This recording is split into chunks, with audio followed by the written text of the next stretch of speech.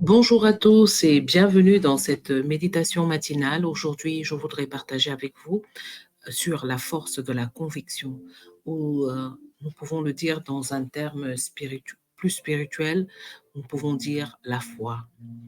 Alors, en méditant toujours dans le livre de Daniel, j'ai pu constater ce que la puissance de la foi pouvait accomplir, ce que la force de notre conviction pouvait accomplir.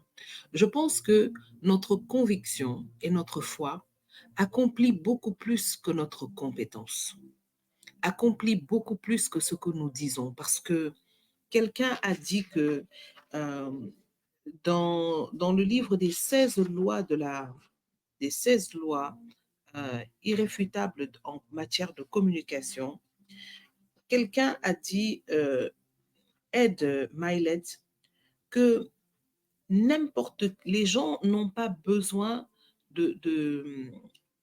les gens ne croient pas en fait ce que nous disons directement.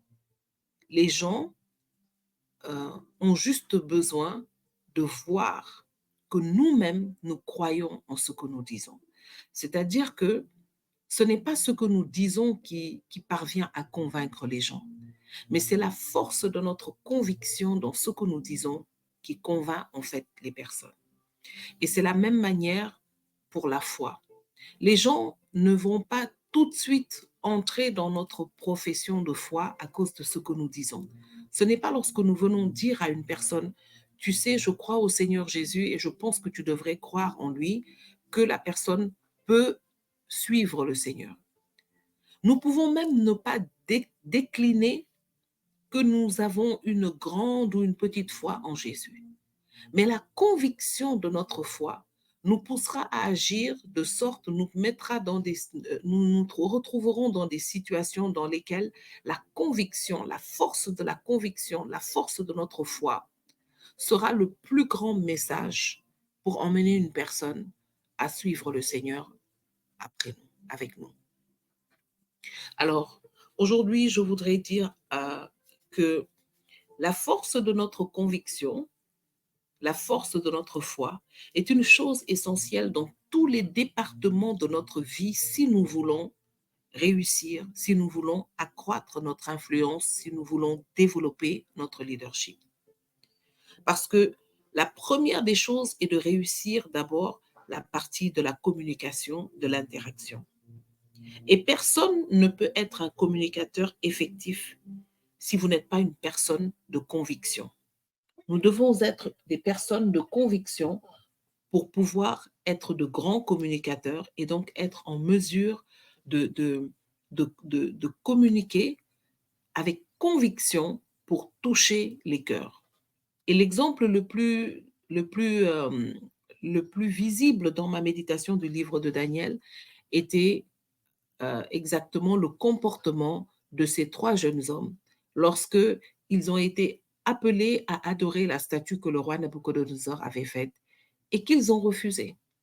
Et lorsque le roi les a menacés en leur disant qu'il avait le pouvoir de les faire mourir et de les jeter dans la fournaise parce qu'ils n'obéissaient pas à son édit, j'ai aimé leur réponse très sereine, très ferme, qui montrait véritablement la force de leur conviction. Ils ont dit au roi, nous n'adorerons pas ta statue. Et même si notre Dieu n'est pas en mesure de nous sauver, ben nous n'adorerons pas ta statue quand même. Il n'y a pas de conviction plus forte que ce qu'ils ont montré. La plupart du temps, il est facile de montrer de la conviction, de la foi quand tout va bien.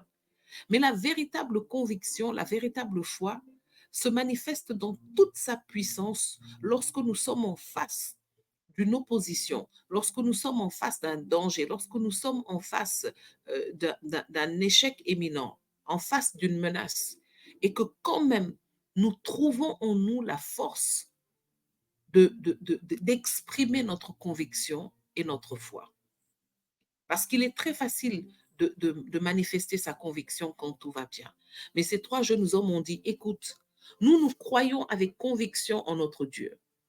Nous avons foi qu'il est le seul Dieu qui doit recevoir l'adoration. S'il nous sauve, ce sera extraordinaire.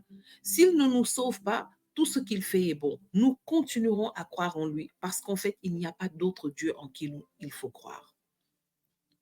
La force de leur conviction et de leur foi a rempli ce roi de colère de sorte à ce qu'il a fait quelque chose qui allait encore rendre le témoignage de ces trois jeunes hommes même plus grand. En chauffant la fournaise 7 fois plus, cette fournaise a tué les personnes qui ont jeté ces trois jeunes hommes dans le feu, alors que eux-mêmes, Dieu a répondu favorablement à leur foi.